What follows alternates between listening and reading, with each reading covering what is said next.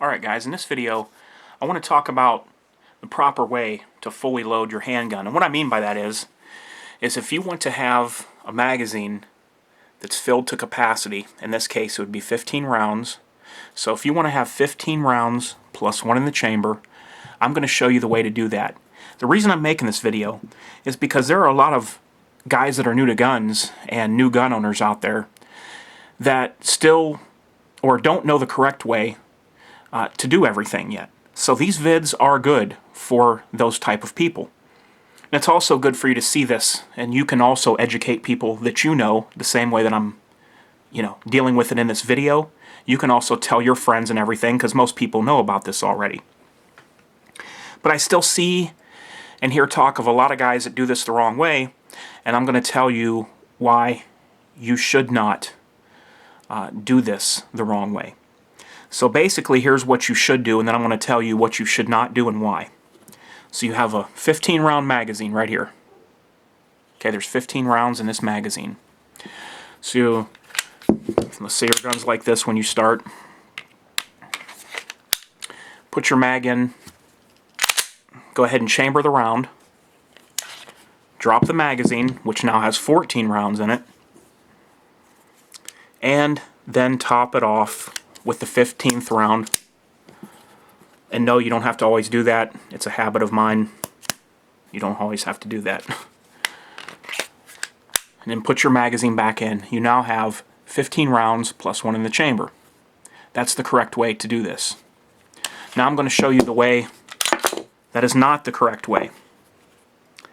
And that is having the slide back and dropping one into the chamber or magwell like I just did. Dropping one into the chamber like such. And I'm going to take the gun apart now, and I'm going to show you why you do not want to do this. Get that round out of there.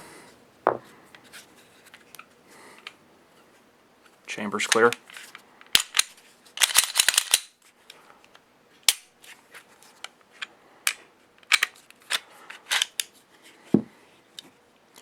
Okay, so get the barrel out of here too so I can better explain this. Okay, when you have a magazine in, or when you have the slide back, I should say, I'm getting kind of confused here, sorry, and you drop a round in the chamber, what happens is that your extractor, this piece right here, I have this little green piece of plastic on up against, that is the bottom of the extractor, where that where this piece of green material is. And now I'll slide it up and put it under the extractor. Now this piece of green material is under the extractor. See it there on the right hand side? That's your extractor. Now what happens is when you drop a round directly into the chamber and then slam the slide forward, that extractor is slamming into the case of the round right here on the edge. It's slamming full force into that, and then hopefully, but most times it will, popping over the case and going underneath the rim where it needs to be right here. Now I know I'm going to have in the comments guys that will say, I've been doing this for years and it's never harmed anything. But I'm going to tell you guys, this is the hardest thing you can do to an extractor. This is the hardest on an extractor out of anything that I know of that you can do in normal shooting and loading your gun. Now, with time, now can you do this and get away with it? Of course, I could do it right now and show you. But with time, you stand a chance of cracking and breaking that extractor. So what's going to happen is one day you're going to be shooting the gun and the slide's going to go back and you're going to have a major jam in that gun because the extractor, the edge of it's cracked or broken. So it's not worth it to take a risk. That thing comes full force like this slams into the casing, and then pops over it and goes underneath where it needs to be. Now, when you have the magazine loaded and you insert it into a gun,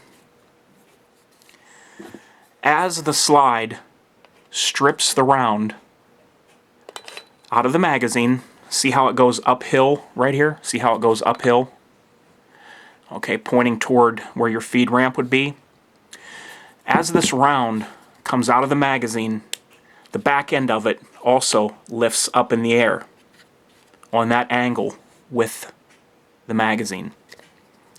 As that lifts up in the air, as it's hitting the feed ramp, it puts the round underneath the extractor like so. So before this slide ever even closes, as that round's being stripped out of the magazine, the round casing is already under the extractor like that.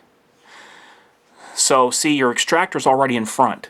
So you see how much meat is grabbing on the casing of that round right there? And it's also at the most thinnest point. That is the part that is slamming into the casing if you drop a round into the chamber first and then close the slide on it. So if you're loading it the proper way, that round is sitting like this behind the extractor. The lip of it's behind the extractor before that slide ever even comes closed, as it's closing. So that extractor never slams into the back of the round like it does if you drop it directly into the chamber. So I just wanted to make this video and show you guys that.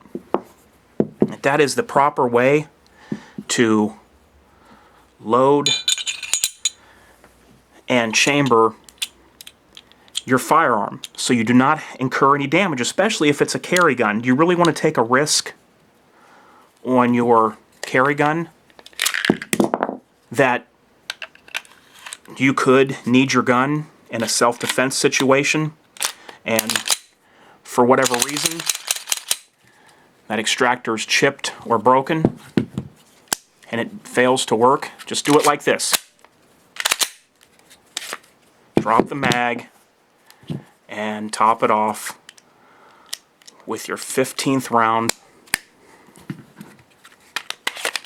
Put it back in, and now the gun is fully loaded with 16 rounds. Alright guys, hope you found this vid informative, and if you already know to do this, I'll pass it along to your friends. Till next time guys, this is H4T, out.